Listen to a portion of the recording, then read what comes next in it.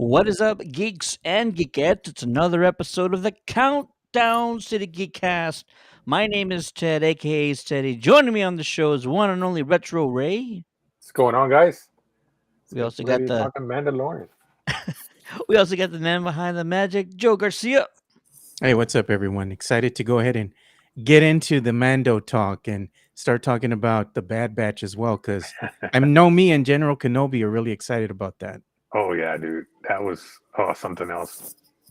All right, and you know him from the General Kenobi's Bunker YouTube channel. It's the one and only Jose.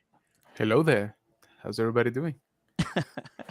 Wonderful, man. I think this is going to be an episode where I think the consensus is going to be a little bit more leaning to one side the last few weeks while we've been discussing The Mandalorian. Um, we've been sort of debating on a few things, a few We've been elements. divided.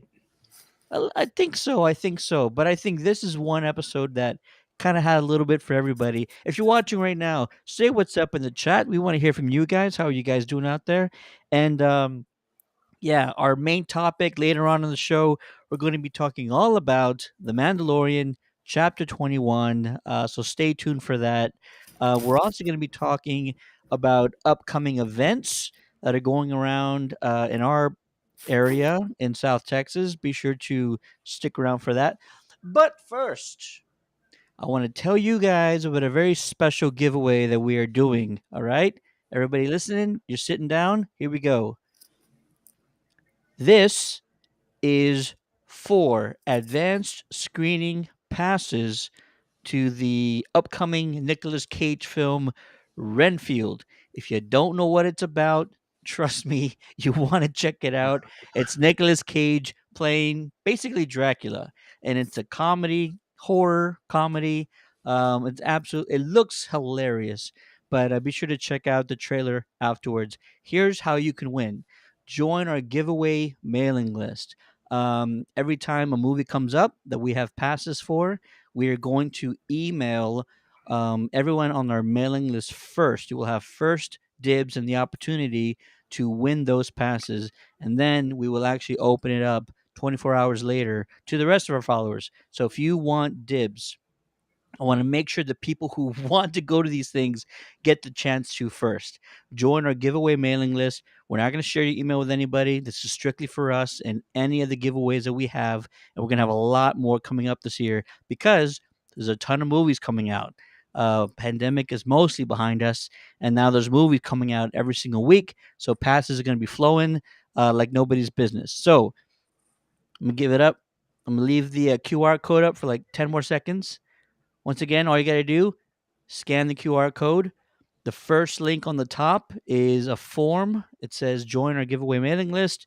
Fill out your name, your email, and these passes are for the San Antonio area. So if you're in the San Antonio area, join the mailing list, and we will try and get you guys an opportunity to win passes to go see Renfield. Passes are limited, but there will be some automatic winners if you're one of the few ones that get there first. Awesome. And plenty Very cool. more where that came from. And then we're going to have a few reviews actually next week. Retro Ray is going to go check out Air, the new Matt Yeah. Damon Ben Affleck movie. He's going to go check that out. And I will be on a different side of town watching the Super Mario Brothers movie. So Nice. 2 reviews dropping next week. Should be exciting. But yeah, plenty of movies coming out. Let's see. We got some folks in the chat. Nerd Affiliated says, hello there. Stealing your line, Jose. Yeah, I know. Mr. Hollywood in the house. Appreciate you joining, man. That is awesome. You know what? That's not. How did that get in there? Huh? All right. Let me see if I can take that off. What's Are we it getting called? spam or what? No, I think it's the restream that did it, but I will try and fix that. Awesome. Also, next thing I want to talk about is How come Up- David's not joining us? David, why don't you join There us? he is. man? there's Dave. Good old Dave. Dude, he's getting ready to go to freaking London, man. No That's what he's excuses. No excuses. Are you all packed? Are you all packed, Dave? Let us know, man.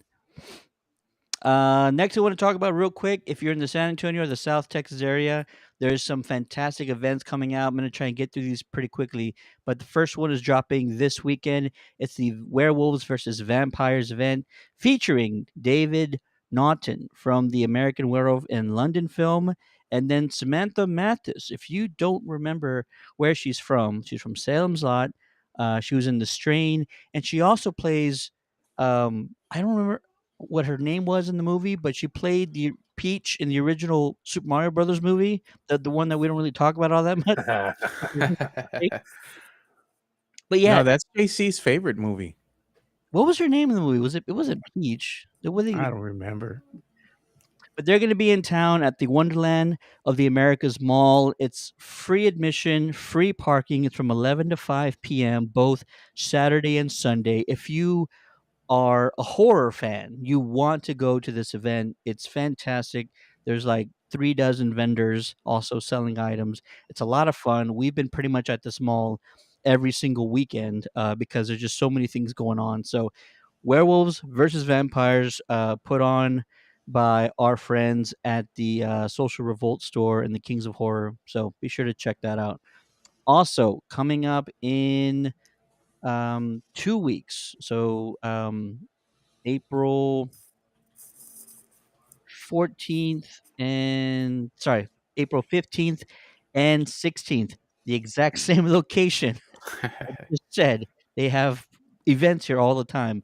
The Wonderland of the Americas Mall on Fredericksburg Road. I want my retro event.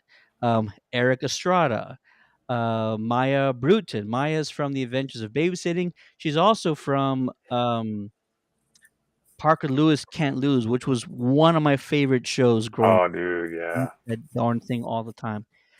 Keith Coogan, Britta Phillips, who's actually the vocalist from the Gem animated series. My wife is like the biggest Gem fan. Larry Wilcox, Miss Julie Brown, Tim Blaney from Short Circuit, and Joey Kramer from Flight of the Navigator. If you are an 80s fan, if you are a child of the 80s, you're going to want to go to this event. Um, it's a great lineup. Again, admission absolutely free. Parking is free. All you pay for is your autographs and your photos. So be sure to check that out. For more information, go to Social Revolt on anywhere, social media. But check them out. It's gonna be a blast. Um, awesome. Very cool. You guys plan on going to any one of those? Joe? You can be busy working, Teddy. Got to That's earn that right. money. You're a working man now. You're a Yeah. working man now. Got to pay the Awesome. bills, man. That Hill Country Fair ain't getting it by itself. And Lozano says, gonna pack 30 minutes before I drive to the airport. That sounds like a terrible idea, but That sounds like my wife. may the odds be in your Nothing favor, wrong with sir. that. Nothing wrong with that. He likes a It's challenge. He'll be it's fine. something it's something wrong with that when you forget like the one item you wanted to get autographed. You forgot to pack it and you're like at It's the okay. airport like freaking out. That way he'll have more space to bring us more stuff from over there. So it's fine. Hey, there you go. There you go. 1, 2, 3, 4. So four collectibles from uh over there, Dave. Make it happen, brother. Sean Solo's in the chat saying, "What's up, fellas? What's going Hey, on? hey. What's going on?" Martha Morales in the chat saying, That's "Hi, what's mom. going on, Martha?" Say what? That's my mom. Jenna Kenobi's mother's in the chat. Now it's a party. There you go. Yes, sir. Awesome. Awesome. Very cool. All right. Time for the reason why we're all here. Mandalorian Chapter 21. If you haven't seen it, I strongly suggest you pause this stream and you go check it out. Come back when you guys have seen the entire thing because we're going to be spoiling it, but it was a banger if you ask me. So right now what we're going to do is actually I'm going to do my summary after we go around first. So I want to go All around, right. everybody just give us your general thoughts and let us know if you enjoyed it or not, and then we'll start getting to the nitty-gritty about everything. Ray, what about you, sir? Let us know your general thoughts about chapter 21 of did I say Kenobi earlier? I meant the Mandalorian. Dude, I just everything from the beginning to the end. I mean, I don't even know where to start. I mean, the fighting and then the ships. That alone, I was just watching. The way Bo-Katan and him were tag teaming the ship, and I mean, I don't like I said, don't even know where to start. I mean, all I know is the very end, sold it for me. Like it's wanting me to see like what's gonna happen next. And then I'm gonna leave this one to General Kenobi to talk about what we talked about before we even jumped on. I'll let him bring that one up. But I mean, that Easter egg alone just blew my mind. But yeah, I mean, I loved it. I want to know what, because she walks between two worlds. That is freaking sick. I'm excited too for that. I have some theories. I'm not entirely sold about what's happening, but we're going to talk about it in a second. Joe, your general thoughts about chapter 21? General thoughts. It was a great episode. Had a lot of surprises here, a little bit of twists and turns, and I mean, I liked it. It's setting things up beautifully. It had a little bit of everything: action. We had a return to a familiar place in Navarro, and you got to see a lot of things unfold in this episode, which we're going to talk about. But if you're a Star Wars fan, this episode is a pivotal tipping point, I believe, in the series, or in the season, should I say, because it's just setting things up again for for you to get more excited about, like, oh my God, what's going to happen? Are we going to see some of this stuff kind of mull over, and kind of sync up with what's going to go on in the Ahsoka series? So that's what I'm saying. Like, if you're a Star Wars fan, this is the episode that really got you going. I concur. I concur. And last but not least, before we start getting to spoiler territory, let's hear from the man himself, General Kenobi. Honestly, so far, I think this is the best episode this season. Hey, very nice. I mean, I just, I think we're all sort of leaning towards that way. But thoroughly enjoyed it. Like Joe just said, there's a lot being set up here, but in the right way. Like we cover some of the world building, but we also get into the nitty gritty of the Mandalorian, right? World building. So I'm excited for that, for all those prospects. But yeah, again, that cameo, I think we're all on the same boat on that one. That one kind of blew us away. But yeah, we can dissect that a little bit more in a little bit. Yeah, I was so excited about the episode. I had to wear my Star Wars shirt. I had to Hey, it's represent. nice. That's nice. Rocking the Mando. Yeah. Well, I am Very actually cool. representing. There you go. Oh, nice. he's on brand. Hey, look at that. You're on brand today. Yeah. I got kind of a Star Wars themed shirt, but it actually says Nice. I like that. Best Dad in the Galaxy. Cool. Gotta love my kids for that one. Okay, cool. So we're gonna get into spoiler territory. Here's your last one right here. If you haven't seen it, there's a couple of big things that happen that we don't want to spoil for you. So Yeah. pause this video, go check out the episode, come back, we'll talk about it. Right now is where I do my summary of the episode, and it goes a little something like this. Chapter 21, The Pirate.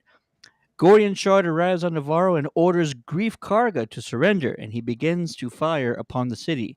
Out of desperation, Grief reaches out to Captain Teva, a Republic pilot, for help, who else happens to be at the same bar Teva is at when he gets his message? Zeb from the Ghost Crew on the Star Wars Rebels show. There's your big cameo right there. Teva flies to Coruscant to speak with Colonel Tuttle, who isn't entirely enthusiastic about helping Navarro, and who just so happens to be his assistant, Elia Kane, who is moving up in the ranks of the Republic. Teva informs Mando, who asks his clan to help him, and they willingly agree. A battle ensues on Navarro, with the Mandalorians defeating Gorian Shard and claiming land on the planet. The Armorer also pushes Bo-Katan to unite the tribes once and for all. The episode ends with Captain Teva stumbling upon the prisoner transport that was carrying Moff Gideon. Scans show Beskar on the transport, which could mean Mandalorians are to blame for his escape. The plot, as they say, thickens. Let's just go ahead and talk about the cameo first and get out the way. Zeb showed up. I'm sure General Kenobi, you must have screamed like a schoolgirl. Tell us how you felt when that happened, man. Oh man, like a squirrel on a pitching contest. Um, Dude, so initially, first of all, it was like dope just to see uh Y wings flying in. Those thing looks gorgeous, man. Like on screen, with the new special effects. I thoroughly enjoy watching Y wings and the X wings on this episode. Loved it. Don't get me wrong, all the other ships are beautiful too, but I mean, Y wings, you can't mess with that. That's OG right there, right? So I loved seeing the little camp, right? And then we we actually got another cameo in that scene that almost nobody talks about because I everybody saw was, two. I saw yeah. two. But anyway, so I saw the Lasat, right? Okay, fine. That's Seb's species, right? The Lasat. Hmm. And I was like, oh, that is so dope. They actually got a Lasat, pilot. Then he sits down and he talks, and I was like, are you freaking kidding me? Like, is this happening right now? And like, I couldn't believe it. And then he says, like, huh, good luck. I'm like, oh my lord, that's him. Like, it has to be him. Like, there's no way, right? Don't get me wrong, I held my excitement until I checked the credits, at the end of the episode. Sure enough, it says Zeb, right? And I was like, okay, now I can geek out completely. Oh yeah. But yes, absolutely loved it. He looks good. I'm not gonna lie, he looks really good. Um, I didn't bump into him like visually, like like, oh, this looks kind of fake, or he looks funky or whatever. I thought he looked great. I mean, and it might, don't get me wrong, it might be the excitement talking, but I thought they did a good job visually with him. You're not wrong. Honestly, I thought there was a lot that happened in this episode. A Yeah. lot of special effects, a lot of action sequences, and I thought all of it looked great. I'm just like, well, that's where all the money went. This episode right here. Exactly. I too was questioning, whether or not this was actually him, but it would be the absolute Yeah. meanest trick in history if they were to put a Lasat on the screen and it not be Zeb. But it looked just like him, it sounded just like him, and I guess we're meant to believe he went on to become a pilot. This is like a pilot bar, right? This is like Yeah. that Top Look that Gun way. bar on the beach of, California. So this is where all the pilots hang out. So Zeb went Yeah. off to be a Republic pilot. It's pretty amazing. And he was wearing the blue squadron, uniform. So I don't know if I don't remember, to be honest with you, if it's still in existence after Return of the Jedi, but I mean, the colors matched, so I'm not sure if maybe he became now the general for that. Could be. I mean, he's got seniority at this point, I think.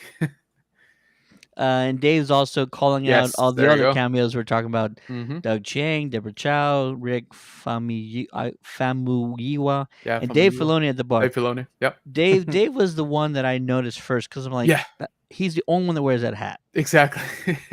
That's the Yeah. Filoni hat. Yeah. Him and maybe, oh gosh, what's the Austin director? Robert Rodriguez. Those two are Mhm. the only guys you can catch anywhere around a Star Wars set wearing that type of cowboy hat. And then Missy Rosas with the bartender. Yeah, that was pretty awesome. Dave also says the Lasat CGI modeling and movement was really good. Yeah. All of it, fantastic. This episode, they just spared no expense. Joe, what about you, man? That cameo happened. What were your thoughts? No, I liked it. I thought it was really good. I was like, General Kenobi over here too. I was like, is that That's really him? huge. That's huge. No, I mean, like when you first see it on screen, you're just like, you're thinking it's his species, and Right. Yeah. like one of his species, and I'm like, maybe it's just not really him, and you're seeing him and you're like, it kind of looks like Zeb, but I don't think it really is. And then he starts to talk. And that's the dead giveaway because you're like, the voice, that's it. You're like, oh shit, that is Zeb, because they use the same voice actor. And They if you did. look at the end credits, it's the same voice actor who voiced Zeb in Star Wars Rebels. So I was like, it's him. And I got Absolutely. excited because I'm like, oh man, they're going to start setting things up because we already see Bo-Katan. You see Zeb. Things are starting to get put into motion. I think the Ahsoka series is going to be fire, man. If they're starting to already do the world building and start setting things up, I can't wait. I want to see where this is going to go. I'm not trying to get overly excited, but it's getting my interest peaked. And last but not least, Retro Ray, your reaction, man, when Zeb walked into the shot. I was the same thing like Joe too. I was kind of like, is that him? Like, and I'm like, because he's in a flight suit, so I'm kind of like, nah, it's probably one of the, his species. Yeah. And I'm like, nah, it can't be. And then like same thing in credits. When I saw the in credits, I was just like, now I'm gonna have to go back and watch it. But I was watching it literally right before we jumped on, so I was like, I have to go back and watch it again. But like you said, yeah, seeing the little cameos and everything. I mean, dude, like I said, for me, what really gonna hit it for me is if I see Chopper. Chopper, I just love it. Yeah. I just love him, dude. Like I used to love R2. Don't get me wrong, R2's still there, but Chopper in the cartoon series was Yeah. just mind blowing. He was hilarious. Like I said, I want to see a live action. I've seen some people build him, at conventions, but I want to see if it looks like what's fans built, or is it actually going to be more, you know, a little bit different than the cartoon series. But that's to me, that's what I want to see. So, and Jose or even Dave can correct me if I'm wrong.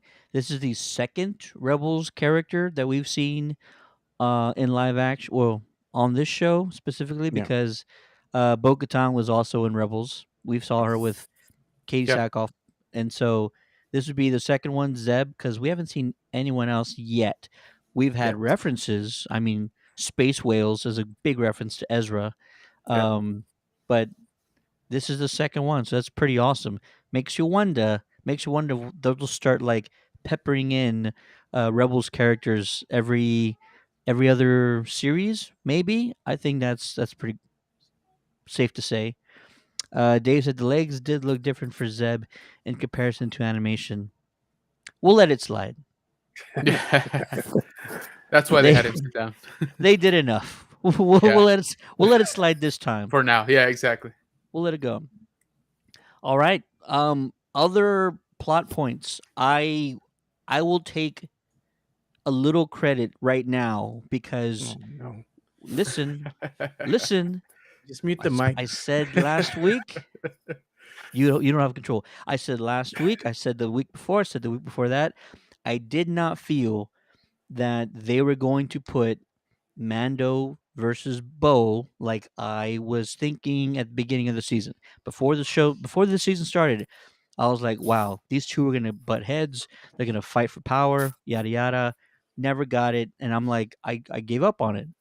And it felt more like they were going to have these two take up arms together. This episode was that. They fought side by side. They took care of the enemy for this threat, at least. And I don't think I think there's still some big twists coming, but we can all theorize what those might be. Um, but I really once the show started, once we saw Bo for the first time, and she was very nonchalant about the whole thing. I was just like, they're really trying to show us this conflict isn't going to happen, and I'm still on the side of it's not going to happen between those two. Um, and now it does feel like she has an unchallenged path to taking on leadership and bringing these tribes together. Although it almost seems too easy. Anyone else feel like the armorer may have ulterior motives? Anybody feel that way? No, man, you're not getting it, dude. It ain't the armor. It's Bo-Katan, dude. I'm telling you. I'm not telling you Just saying. The armor is fine, dude. The armor is just she's trying to do something. And she finally sees Bo-Katan in a different light. Because Bo-Katan comes in and she's like, okay, I'm going to adopt your ways now because I want to be part of this family. And then she's actually a thriving, let's say, person in the community, a Mandalorian in the community. She came in right away. She got her hands dirty by trying to help. She just didn't sit on the sidelines and say, hey, this is the way, and just kind of fade off into the, background somewhere. She helped save a member of the community, right, went above and beyond, right. and is doing more than what is expected of her. So I think she's just gonna actually, done this so she can get in the good graces of these Mandalorians. And now, by the armorer finally showing her respect and saying, go out and go bring everybody here. We have a new home. I think that Bo-Katan is actually excited because she's getting exactly what she wants, because now she can go ahead and bring everybody here, start a new, Mandalorian base of operations. She already knows where the mythosaur is, and she's already told the armorer she's seen the mythosaur. Armorer believes her. She's going out and getting all the peeps. She knows where the dark saber is. I mean, things are being set up beautifully. She's playing the game to perfection. So I don't think it's the armor at all, dude. It's Bo-Katan. That's dope. Any, yeah, tell us about this, Ray. Oh, this is actually done by Dave Dorman. He did this a while back, and he did a limited run print. I think it was like 100 and something prints that he made available.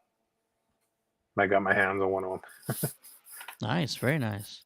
Like I said, I've been a big Katie Sackhoff fan, like for the longest time since when she took on the role of Starbuck, Yep. and when she ended up doing the voice in Clone Wars for Bo-Katan, like that's when I really gravitated towards that character. So when I saw her come to live action, was even like just like the icing on the cake, and then having the detail they've, of course, from animation to current, live action. I mean, I think they literally nailed it from the two. Now, mind you, the age differences, it's kind of a little different, but overall, I mean, she's done an awesome job with playing that character. He says the armor does have horns on her freaking helmet after all. You're not wrong. Jose, jump in here. Sure. Are you thinking that, and look, I'm not trying to say Joe, you are wrong. I completely thought that Bo was going to be manipulative this season. I just feel like they haven't given us anything to follow that. I do feel like the armor, her 180 that she pulled Yes. from the last week, That's the thing. is odd. Yeah. Jose, you feel the same way apparently. Yeah, so that's what I would say. That's again, this is just me nitpicking right at the episode, because there's hardly anything to nitpick at. But when I bumped a little bit, right, and I guess we were meant to, when she's like, "Hey, take off your helmet," I was like, "Whoa, whoa, whoa!" Like, what just happened? Like, you, the effective, leader of this covert, right, who adhere to the oldest of ways, like all of a sudden it's like, "Oh yeah, by the way, take off your helmet," and she's like, "No." And then she's like, "Hey, do you respect me?" "Yeah." "We'll take it off." I was like, is this some weird, like, dumb test that she's doing it? Like, what is going on? Like, and so I bumped a little bit into that. I want to believe they are going to, go deeper into that, right? But the thing that I did, I'm like, okay, there's probably something else going on here. And that's probably true for a lot of characters, by the way, in this show. But like you said, when she's like, last episode, she's like, "Oh, you saw Mythosaur. That's cool. Like, move on, right?" You were And tripping. Yeah. yeah, exactly. It's like, "Oh, like for reals, for reals." It's like, "Oh, that's interesting. Okay, bye." Like nothing came off of it. And then this is like, "Oh yeah, so that pretty much means you're like the Messiah for like the Mandalorian. So yeah, go forth and like bring everybody else here, right?" I'm like, okay, so what happened? And I'll be honest with you, I was half waiting for Bo-Katan to be like, "Okay, put on my helmet and look at the recording, from like the HUD, or like a camera, whatever, and like some sort of proof." I don't know. Like, I was expecting a little bit more of why she took it, now, like, as like, no, you did see a mythosaur like live, right? So there's a little bit of that. I've since season 2, honestly, I've kind of wanted the armor to be, there you go. Wanted the armor to be not necessarily a villain, but maybe a little bit more of an antagonist. I thought that was gonna happen when Din, popped in Book of Boba Fett, and he tracks them down. And I thought she was gonna be like, "Hey, like, get the hell out of here, or like I'll beat your ass, because you're not a Mandalorian anymore." She was super mild about it, and I was like, okay, well, maybe that's not happening. That's not to say it can happen still, right? So I think I was with Joe on the same boat, as that Bo-Katan was sort of playing these guys. in a sense to get what she wanted. And I'm not saying, and I'm ruling that out by no means. I'm just saying that I think that maybe the armor is also having, some like hidden motives. And so it's good. I mean, this is the kind of stuff that we are supposed to be wondering about. We're I don't want to just take it at face value at this point, because I think they are setting up something. And again, what I really did like about this episode is that we actually pushed the story forward regarding the Mandalorians, right? So at the end of this episode, they got an adopted home, right? They're like, hey man, you guys can have this nice chunk of land here, settle down. And they're like, yeah, thank you, but, and she says it right, I think it's time for us to retake Mandalore. So I take it more like they're gonna use Navarro as like a staging ground, be like, hey, you know what, call everybody, come here, we'll organize, we'll get stronger together, and then we'll move in force, like, and retake our home, right? Like our planet. Yeah. um and so that's definitely something that I thought was going to happen this season. I don't know if it's still going to happen this season. I kind of want to believe that it will, or at least they're going to attempt to do so. But like I said, yeah, I bumped a little bit into the change of heart, let's call it that, from the armor. So but man, they like, she kicked some butt this episode. Like, she She threw was down. like, oof. I was like, I am ready for Armor versus Bo-Katan. I don't even care like the context. Like, just go at it. And that sets up a weird situation, because you can't do this in front of the entire clan, right? Yeah. Like, Mando is pretty much neutral between these two, I think. Yeah. On one hand, he's done everything that the armor has asked for. On the other hand, Bo has saved his life, like, it feels like multiple times now. Yep. So how is he going to feel through all this? Does that mean the armor can't really challenge Bo publicly? She has to do it Yeah. behind the scenes, something along those lines. And then, Man, remember, there's still the dark saver, issue, right? Like, okay, right? did we just not care anymore? I doubt it. I mean, I'm pretty sure they still want the ruler of Mandalore to wield it. So is that a formal challenge coming up? Like, is that something she's gonna have to do? See, this is what I think is being set up in a way. You have the armor telling Bo Katan to go out and get people. Go get our people. Bring them over here. And she's out there doing her thing. They're over here trying to rebuild. The armorer knows at some point you can't have two alpha dogs in this pack.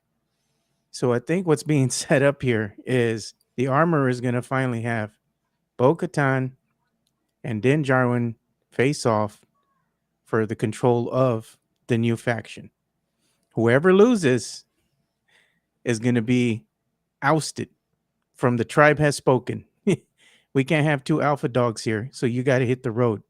So I think what will happen, or the setup is, I think Bo-Katan's going to win. Then Jarwin's going to get defeated, and he's going to have to hit the road with him and little Grogu. And they're going to have to start over because Pedro Pascal said something as, what did he say? Look at what she did to me. Wait till you see Yeah, what wait she till did you to Till you me. see what she does to me. Yeah, and it's funny you mentioned that, because I was thinking about this earlier. I was like, I don't think they're gonna stay in Navarro. Like stay, like that's it. We got a home, we're fine. That doesn't seem to be the way that they're leaning, right? The Mandalorians. But I was like, okay, what if, right? They're like, all right, man, we gotta go. We're gonna go reconquer the planet of Mandalore, and then Din, for some reason, and now Joe, you're making more sense. Uh, you know, he stays behind, right? Like, he's fairly comfortable in Navarro, right? He's got Yeah, buddies there. his old Uh, home. yeah, exactly. He's basically his old home. They already offered him a job. They already offered him, land. So like, he already saw that he's needed with this attack, right? Like, if it wasn't for them, they would have been royally screwed. So I can see him maybe saying, you know what, guys, like, now that I'm not part of the covert or whatever, like, I'm just gonna hang around here. Like, this is comfortable for me.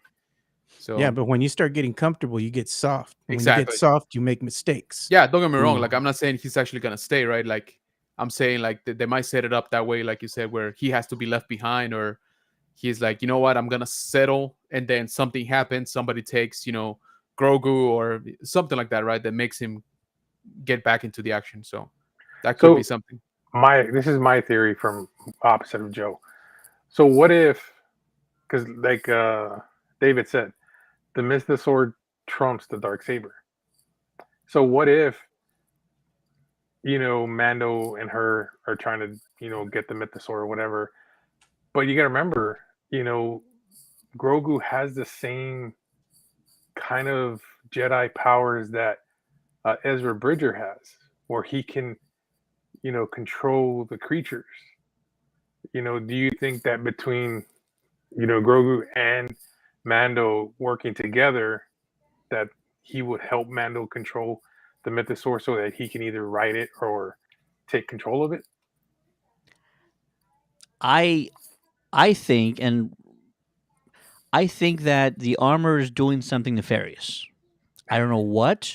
I don't know what the end game is at all, but I do think that her switch is odd. It is so weird to be like, "Oh, cool, you saw that? That's nice. Very cool." And then the Yeah, next day, you're like, "You're going to be the one to unite us all and lead us to Valhalla or wherever they believe in." right. Well, Mandalore. But there has to be some other motive. Now, I can't tell you this is exactly what it's going to happen, but I'm still not even sure what she's telling Bo to do. She's like telling Bo one thing, and then she's telling the rest of the clan that she's just gonna go get additional people. She didn't flat out say go tame the mythosaur, right? I didn't hear that. Y'all didn't hear that. Yeah, So I yeah, don't know what Bo's meant to do. It could be a scenario, just something happens to where the armor will intervene with Bo, and Mando and Grogu are left to tame the mythosaur. I strongly believe Grogu might be the only one to be able to do it. Maybe he tames it and it looks like Mando does the taming himself. I'm not really sure, but right. I don't feel that the armor is being 100 with us. And seeing how capable she is with her weapons, it's also very scary. You know what I mean? Earlier in the chat, let's see here. I missed one. I missed one. Oh, collection, reflection. What's going on? Thanks for joining the chat. Do you think Paz Vizsla is going to try to challenge for the dark saber again?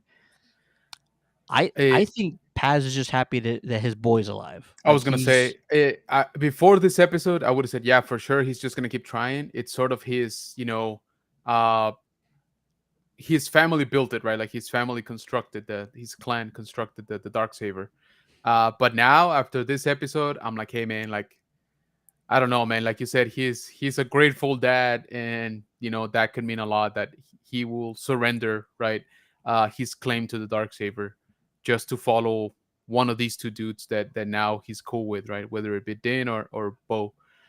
Um, but yeah, no, I don't think that that's gonna happen anymore, or not soon anyway. Also, I just gotta say, man, I am liking Paz Vizsla more and more. Like, I've always loved the way he looks. I mean, me being a chunky boy, like I love that there's a nice chunk of Mandalorian out there just mowing down guys left and right. Like he's a walking tank basically, right? So I've always liked the way he looks. He definitely stands out. He's like unapologetically just big. He's like, let's go.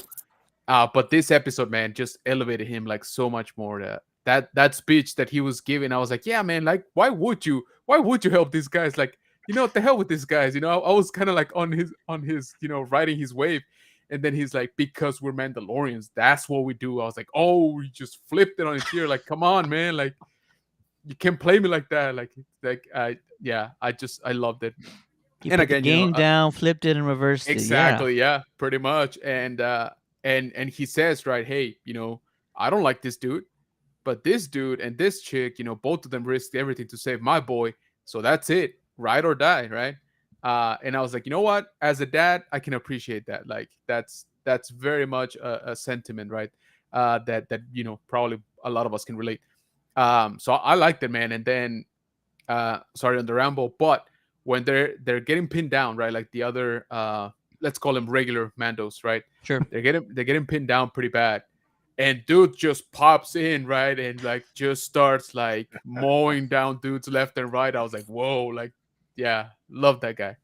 I Love was it. super worried when he took a shot to the Dude, chest. he took a freaking cannonball to the chest, bro. I was Yeah. like, But so did some dang. of the other Mandalorians as well. I Yeah, was man. wondering if they And perished. I was gonna say, we didn't explicitly see them get up, right? Like Yeah.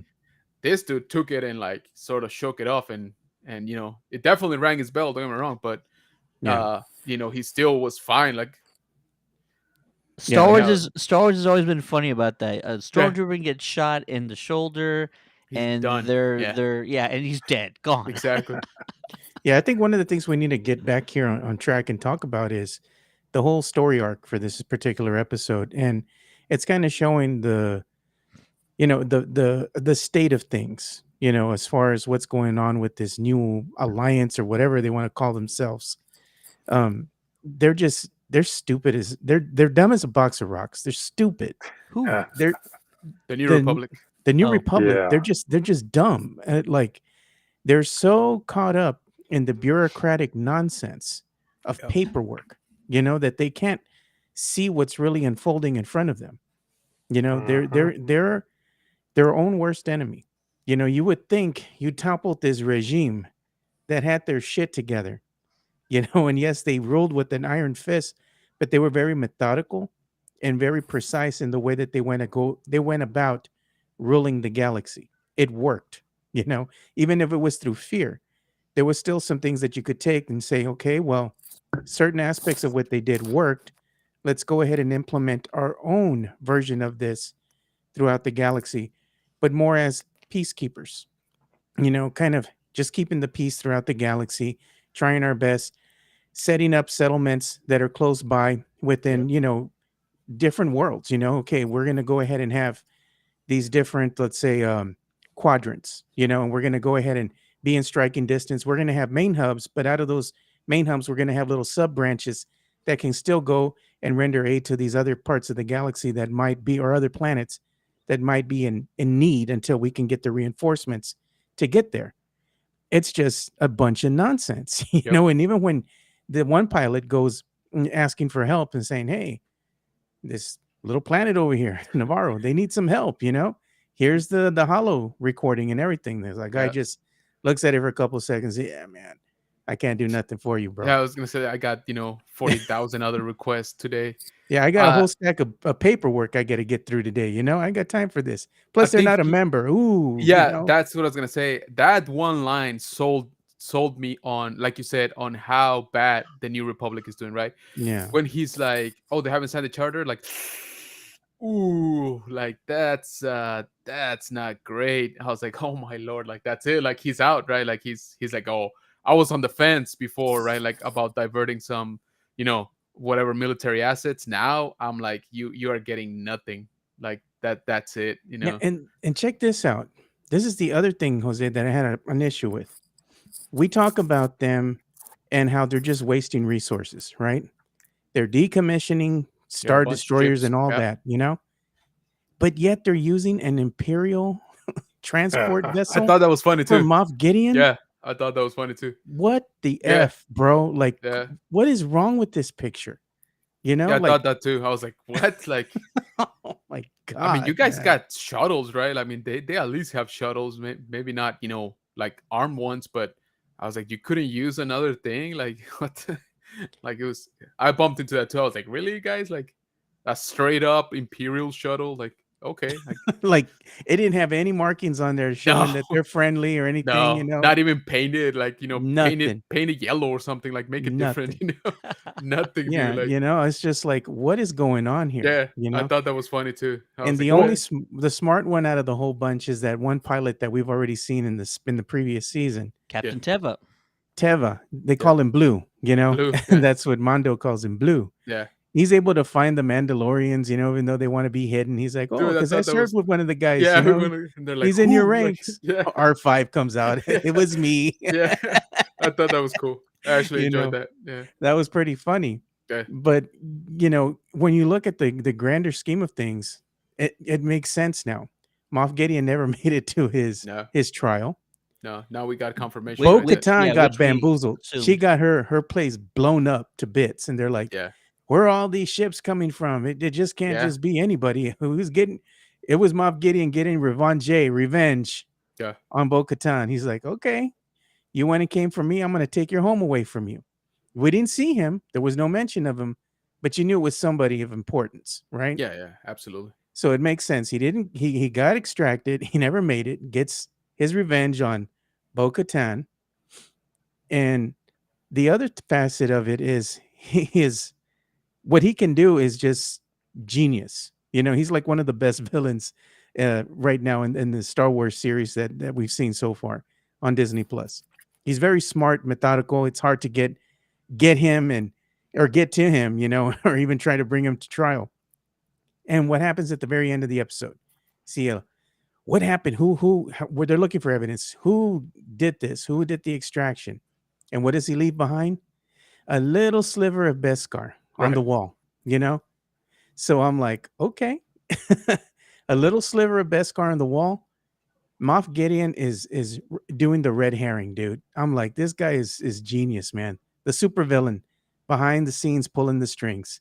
Yep. What better way than to get this idiotic New Republic out of your hair than to give them a new target? And that's Yeah. going to be the Mandalorians now, because they're Ex- going to say, there was Beskar at the scene of the crime. We're going to go with just a little bit of evidence here. We Yeah. have We're enough to gonna go go. ahead and just bring them all Exactly. in and go after them.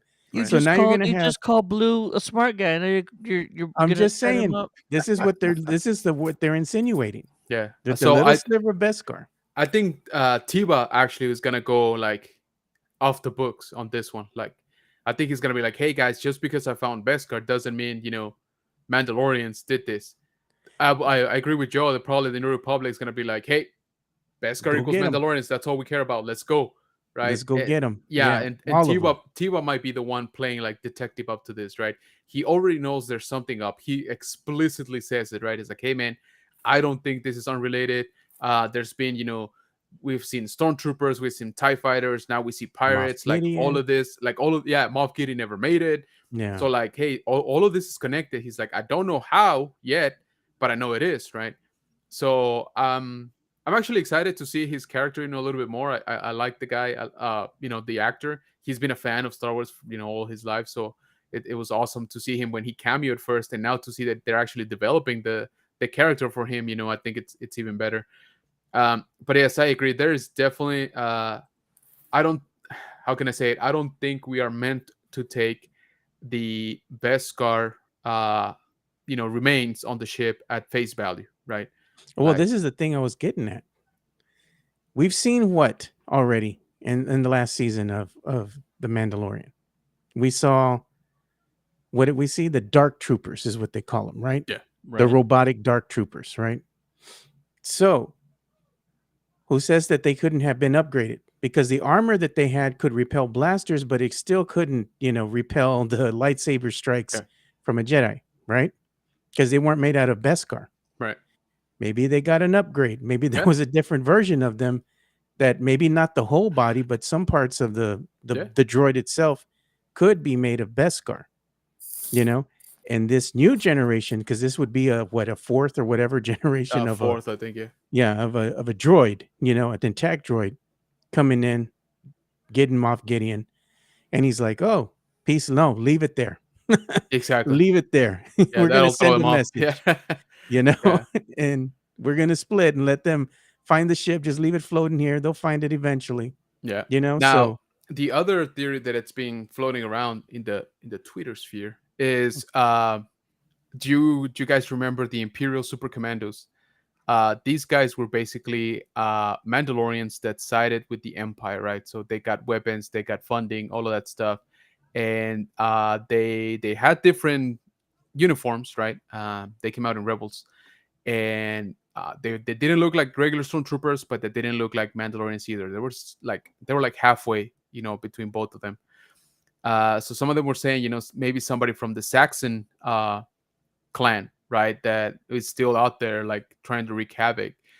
So the way they did again in Rebels, right, when they had sort of like their civil war. Um, so they're saying, okay, well, maybe somebody is still aligned, with the Empire, like from the Mandalorians. So they could have been them. I've heard, obviously, I think all our minds go to Sabine, right? Did she jump the gun and she took Moff Gideon to get information on Thrawn, maybe, if that's the connection. And she's like, she probably would be like, I don't care about the New Republic. I care about getting the information first. So if if I let Moff Gideon show up to the trial, I'm never gonna get access to him. So I intercept him, halfway and do it myself. So yeah, there's definitely a lot of stuff that could be in. I've also heard that even the armor, right, could have been behind, like busting him out.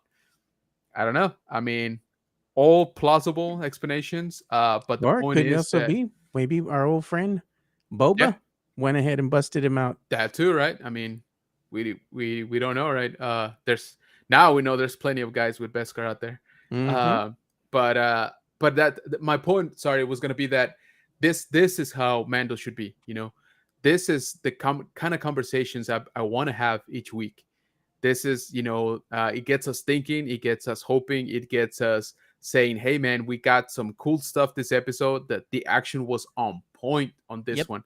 And at the same time, like you said, he's showing us the state of the galaxy, the state of the government, the state of the New Republic, and showing us, some continuation from the storylines of season 2.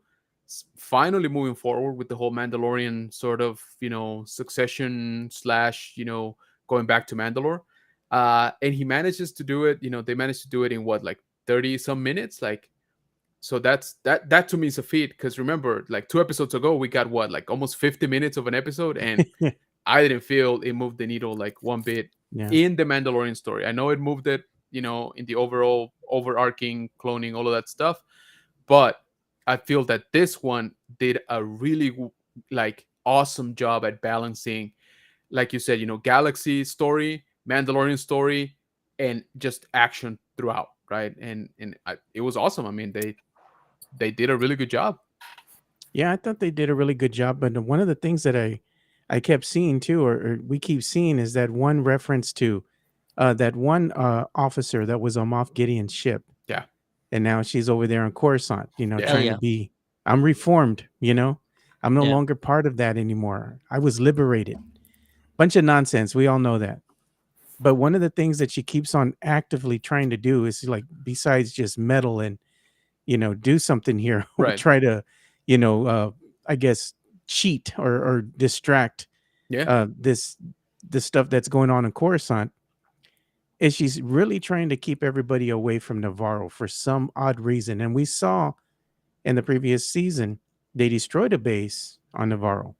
It was a base, but there could be more than just Oh, that yeah. one that we've seen, Mhm. because it's such a vast world. Yeah. They could have put something underground or something hidden way off. We don't know, a bunker somewhere. Something's going on.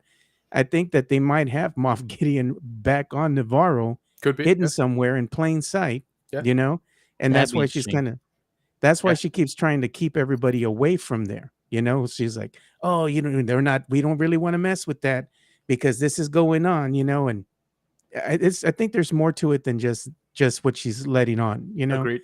Yep. So I'm thinking that he might be there. There's something else going on there that she doesn't want nobody to know about. So I'm just saying, Matthew Barker, longtime follower of the show, says, Joe, I'm only here for the 3D printer giveaway.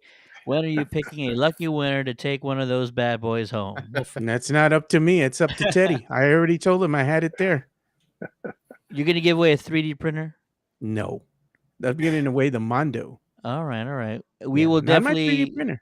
we'll definitely launch that giveaway next week. Yeah, Nerd I'll even Affiliated show you all says, what you can win. It's a bigger version of this right here. Oh, cool. Nice. Oh, Yeah. nice. oh man, all right.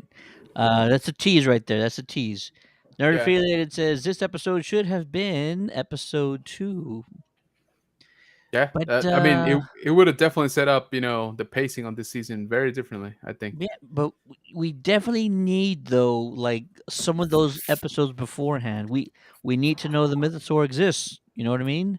I mean, that can be done in an episode, man. That first episode again didn't feel that it moved the needle. Episode 2, yes. Episode, what was it? No. Episode 3, not so much. So maybe episode 3. Maybe this could have been episode 3. Maybe so. Maybe so. Yeah. Lozano says y'all should try to get Paul Yeah, Soon Lee, who plays Carson Teva, absolutely. on the podcast. I have seen him on a Yeah, few. man, he's Ray, straight you know up a what to do, geek, Ray. Yeah. He's a geek, and he has a podcast, I think, and he has, his own YouTube channel too. So I he probably would be receptive, to the idea. So, question real quick, though, because Dave brought it up. To me, where he puts on here, no wonder the New Republic got bamboozled by the First Order. It's just Yeah. me from just catching this now, leading up. I guess I'm wondering if they're trying to fill it up to give us why. Because even Bo in Star Wars says, how they fell apart, the Yeah. New Republic. So I'm wondering if this is kind of give more explanation of how the red tape and everything causes the New Republic to basically just crumble and fall to the new First Order. Well, you've seen what's going on too inside the New Republic is there's a lot of moles there, Yeah. Yeah. So what could happen is that you could have people that are still friendly to the old ways in the Empire Mhm. that Yeah. are now a part of this New Republic, And what's happening is that they're making it crumble from within. They're destabilizing it from within Right. by acting like, hey, everything's good. We've been liberated. We want to be good citizens now. We're doing Yeah. our job. And as we've seen, that's not always the case. So I'm thinking that could also be what's happening because you don't want to give the people that serve the other side jobs or ranks in what you're trying to build now. It doesn't work, and as we're seeing, it's obviously not working. Yeah. There's a lot of things going on here. So it's no wonder that this thing crumbled. Whoever was the head of all this, nonsense here, that's your real villain. Oh, that's freaking Wouldn't be hilarious. surprising if Jar Jar was the one running the whole thing, Yeah. That's how they got them. That's how they got them. Listen, I'm kind of wondering here that because I think Jose had mentioned it earlier, going back to Moff Gideon escaping, assuming he's alive, that either like Joe said, it's just a setup made to look like the Mandalorians were involved, but they definitely were not, or maybe the armor is somehow involved. And no, I know it sounds crazy and it makes no sense, but what if there was a deal made, and the deal is armor helps get Moff Gideon out of custody, but what does he have to offer her, you ask? Well, the claim to Mandalore, and to get everybody else out of the way who might pose a challenge to that claim, such as Bo-Katan Kryze, who somebody already tried to knock off the face of the planet not too long ago. But how So is the armor going to get in the ship and go spring him out?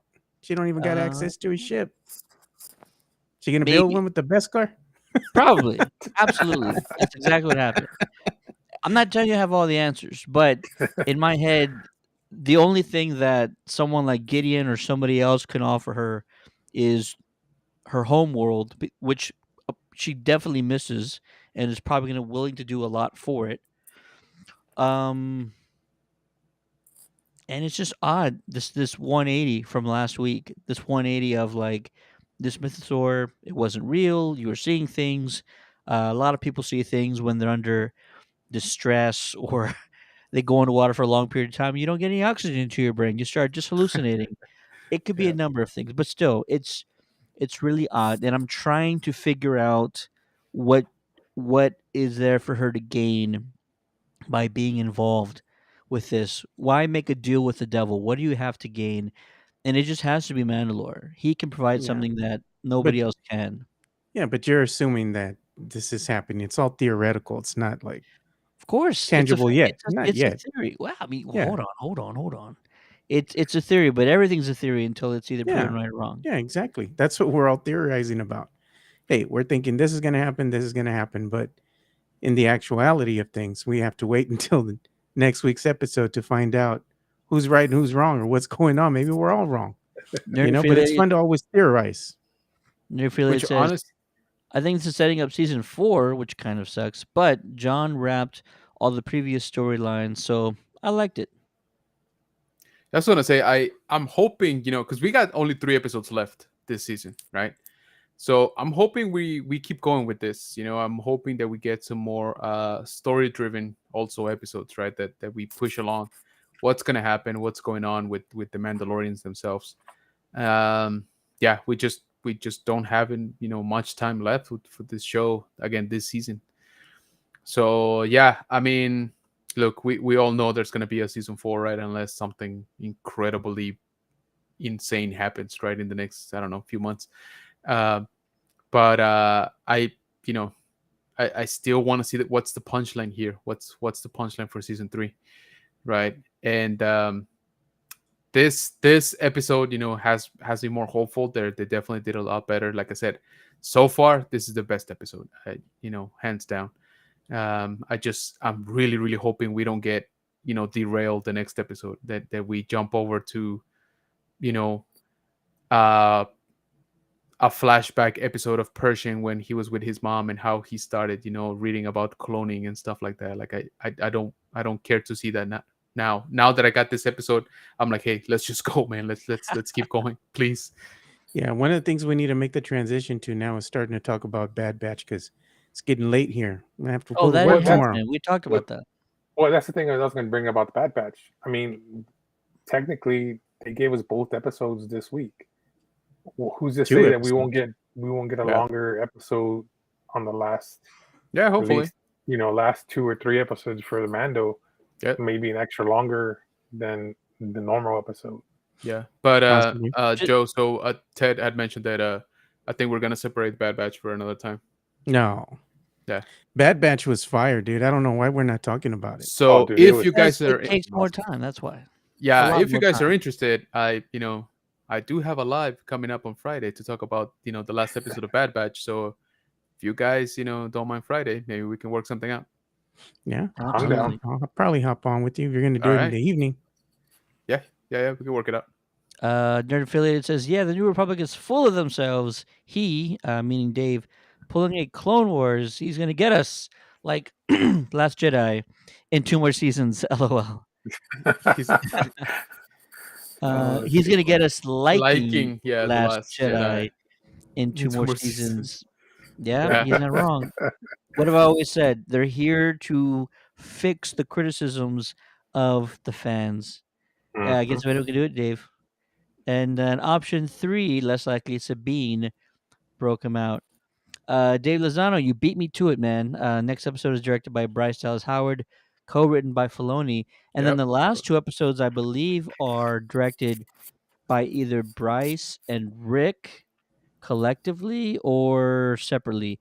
One of them has chapter 23, and then the other one has chapter 24. Okay. Or maybe both of them are Rick. And I also read somewhere next week's supposed to be around 45 minutes. Don't quote me on that. I kind of read that in passing, reading something else. So, yeah, next week also should be exciting. Look, I think this is great. And if anything, this sets up some really big twists, whether that's the Republic going after the Mandalorians or whether that's the armor being the one behind and manipulating everybody this entire time. I think we're really set up for something pretty good here. Lozano says, it's Rick. Sanchez? I'm just kidding. Yeah. So Rick has the last 2 episodes? Is that what you're saying? Either way, both of them are great directors, and they saved them for these last 2 episodes or these last 3 episodes. So exciting to see what happens. We want to hear from you guys. If you're watching this at a later time, or if you're listening to this in podcast form, we want to hear from you. Let us know what your thoughts are about Chapter 21, titled "The Pirate." We didn't talk about Gordian Shard once, but it's His okay. his design looked pretty rough, dude. I'm not gonna lie. What? I Yeah. thought it was pretty cool. No, man, it looked pretty bad, and most of It the remind pirates on that ship look bad. it reminded me of Pizza the Hut from Spaceballs. Yes. He just looked like a nasty Exactly. an old piece of seaweed. You know, it's like, Yeah. Yeah, that did anybody else bumped into the when he's talking at the beginning on the hologram when he's talking to Grief Karga? the Was he voice. was he a little bit off He like was off. on the movement The and like sinking. Yep. right? Okay, I thought it was just me, but I was Did like, anybody get his first mate there? He looked like a Smee from Peter Pan. For real, like he had the sweater and everything. yeah, Like you're I'm right. like, You're what's right. going on here, man? Like, Yeah. but if you're a space pirate, why would you dress like that? Right? Right. You know, Yeah. and why would you even have a wheel that you Yeah. turn? You know, Exactly. Like I'm like, God, man, yeah. it was so bad. Like even like the guns, the way that they came out, they're trying to make it look like one of those old galleons. You I was gonna know, say yeah. yeah, and I'm They're Like just they're like, 4K called or they're called pirates. That's the whole point. Yeah. I'm just That's what saying this it's a is. space pirate though, bro. I mean, like, no, I no, really did like his ship a lot.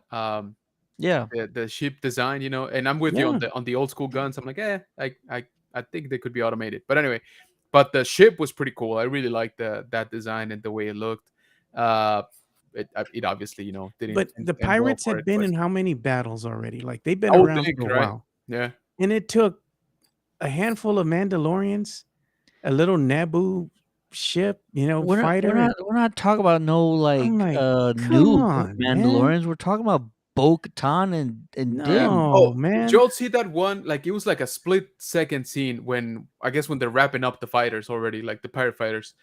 There's a Mandalorian on top of a Yep. fighter, just like gunning down the engine like The that, like engine. just Yep. Yeah, that was bad. and then the thing just goes down and the guy just flies off. I was like, whoa, like, like this dude was like, no, I gotta get me a fighter. Like, I don't care, I don't have a ship. Yeah, but where'd he So come from? Where yeah, did the that's what I dude was come gonna say. I don't from? know. Yeah, I don't know how he managed to hop on, but I thought, like, I saw that. I was like, wow, did that Yeah, just happen? they didn't show it, but they also played Mando's theme when that happened, and that was a little odd. I'm like, we know it's not Mando. He's flying Yeah, he's the flying N1, the N1. Yeah, so it was weird that they threw that little Mando theme in there. yeah. The ship battles this season have been gorgeous. Like Yeah, I've enjoyed them a lot. That asteroid, a fight again with the pirates. That first episode was chef's kiss. Was beautiful. The one with the tie interceptors was really really good. This one I really liked it. Like, this one maybe because we had a more of like a bigger ship, right? Like the capital ship. Um, I don't know. The fights again have been like really really good. Yeah. Um, but But yeah, this thing with the pirates though is not over, and Grief Karga is yeah. a damn fool. You're it's gonna not. build a It's done, city. bro. No, there's a lot more of a lot more pirate clans. This He was said just one tiny little ship, dude. he There's said a whole bunch of them. he actually says right you don't want to something like that, like you don't want to mess with the pirate nation. Yeah, there's a So pirate nation, dude. It's not just one little pirate ship. yeah, But Grief Wasn't Karga's a that little? fool. He's a Yeah. fool though. You're gonna build a city yeah. and you have no No defenses to defense. defend Yeah. the people. I thought Like, what's that's- wrong with you, man? Like, you're making money, you're Yeah. spending it all on the clothes and the little droids Hey, that hold your gotta little have. cape. That's what I was gonna say. Those are Like, expensive, come man. on, man. Like, He thought he sent the message the first time. They didn't what Yeah. listen. message? Him and Din, they took 6 of them out in But like the a brother split left. second. But the brother left. That was his muscle, and he They took off. left him to send a message. No, they chased. He knew this. How do you know that this isn't going to happen? Like everybody that they show in Star Wars in the Mando series, the people who lead the cities and all, they're a bunch of damn fools, man. Like, Yeah. come on, man. I just thought it was funny. Like his escape route is like go to the lava flats. I was like, Yeah. really? Like You can't shoot us here. You know, you want to like, send? Yeah, exactly. You want to send them when there's absolutely no cover. The floor is literally lava, and like, how is that the safest? they don't have no on water. your They foot. had no provisions. They got no water. They got no No. food. They got no light. No Yeah. fire. I mean, if you Yeah. had something growing as far as like They a have a tree school. or shrubs or something, you could burn that. But they're in the middle Yeah, of a no, lava field. they just There out ain't there, nothing dude. out there. Yeah, I was like, wow, man, like somebody was unprepared. But Yeah, like come on, man. Like you know that you don't want to leave your citizens unprotected. You need to bare minimum have something that you can protect the city and the people within the city with. You would think first order of business, you got to have water, you got to have food, you got to have some power grid to get the people the necessities. But beyond that, the next thing would be order. You're gonna have to protect them. You got to have a way to protect yourself and the people. Have a couple of fighters nearby. Something, man. This guy had nothing, I, nothing. I I get it, but then we wouldn't have a story. Like it just has to Yeah. happen that way. Yeah, I know. That's what I'm I just said. saying it's The just fight was good enough to let it slide, but still, I did bump into that too. Like I was like, come on, man. I'm like they got nothing, dude. Like I'm like, Yeah. come on, man. Yeah, exactly. Lava ferrets. There you go. That's what There the you word Yeah. go. is. Some Lava ferrets. walking, monkey lizards maybe. Be eating what do they call that? Absolutely. Those meals ready to eat. Yeah. MREs. Yeah. They ain't got no water though, but we got Yeah. plenty But MRE. we got plenty of those. A little bit dry, Awesome. but One more time, checking out the big yep. cameo of the Yeah, episode. dude. Yeah, in all his glory, he looks fantastic. Zeb from Star Wars Rebels looks very well aged. He looks very knowledgeable. Yep. Looks very Yeah, he experienced. looks like he's seen some things, Teddy. Oh yeah. Right? Yeah, he's a vet now. You don't mess with him. Yep. He looks great. He just wanted to Fantastic pull up moment. to the bar and have a drink. It might be his last one. Fantastic moment. I'm sure we're gonna, like I said, they'll probably just sprinkle these characters in a little over time, Yeah. across all the episodes, leading to something big. We still don't know what this secret secret lost track is that they're calling the whatever series that's going to be about. But they're starting Yeah, to sprinkle in these they're characters. throwing the breadcrumbs out. They're throwing the breadcrumbs out Yeah. already. Absolutely. All right. Before we get out of here, I got a couple of things to talk about. It won't take but a minute. Help us out. Help us out. There's a campaign fundraiser going on right now amongst Ghostbusters chapters all across the country to help the Starlight Foundation create hospital gowns for kids that are Ghostbusters themed. There's a Nice. nice little prototype of what they look like. Answer the call. All you got to do is scan the QR code, donate anything you can. Every dollar helps. We are less than $3,000 away from the overall goal. Once the goal is met, the suits go into production. Again, these are hospital gowns for children wards. So put a smile on a kid's face when they're in, some dire moments. Help us out. Answer the call. The Ghostbusters Starlight fundraiser. Scan the QR code, make a donation today, and help us out. And then, in case you missed it at the beginning of the episode here, we are giving away screening passes, free advanced screening passes to the new Nicolas Cage film Renfield, where he plays Dracula. Should be a freaking good time. If you want a chance to win these passes, we're going to send an email to our giveaway mailing list. To be a part of it, scan the QR code, use the link at the top of our link tree to join the giveaway mailing list, and you will receive an email tomorrow morning on how you can register to win those passes.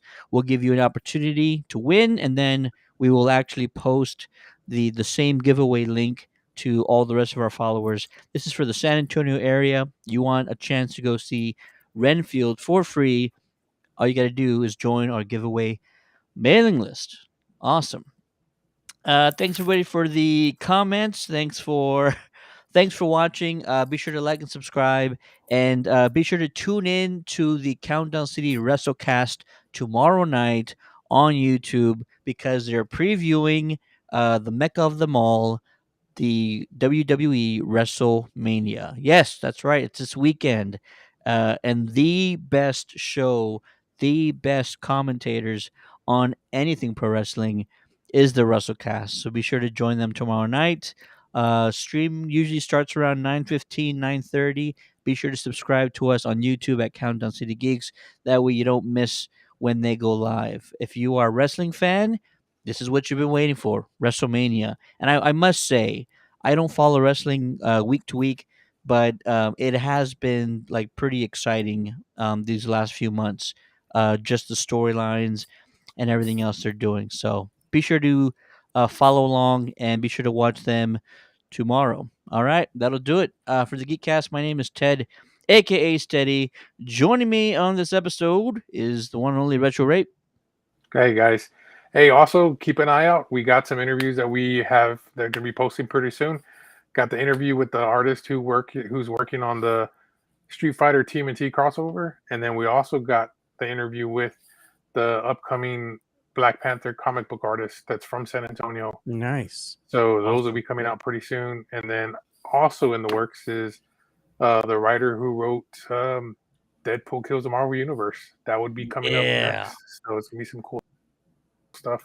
So like and subscribe. Absolutely. And I saw the one with Chris Allen, right? That was his name. Yeah. Amazing interview, man. Top notch. Absolutely loved it. We also got the man behind the magic, Joe Garcia. Yeah, thanks for watching, everyone. Greatly appreciate it. And like always, make sure you subscribe, like, and share. And also check out countdowncitygeeks.com for all our great content. You can see from Retro Raid, General Kenobi's bunker to Daniel, and all the other great stuff we got coming out. So we really appreciate everybody's support. And, of course, we love getting together to talk some Star Wars. And make sure you go and follow our good friend over here, General Kenobi's bunker, because he's always putting out great stuff as well. Absolutely. And last but never the least, from General Kenobi's bunker channel, it's Jose. That's right, guys. Appreciate you. Always fun to have this discussion. Like I said, really good episode. Gave us, it's given me a lot more hope for this season. Let's put it just that way. But yeah, guys, if you would appreciate it if you swing by General Kenobi's bunker. We also launched a second channel, General Kenobi's bunker en español. So if you guys enjoy that type of content, please go check it out. Refer it to friends, family, your worst enemy, whatever. So just go make them check out the channel. So thank you again. Also, we are on TikTok. We are very close to 6,000 subscribers on TikTok, or followers, I should say. So if you haven't, I would appreciate it. General.kenobis.bunker over on TikTok. So thanks again, guys. There you go. There you have it. We'll see you next week. Have a good night.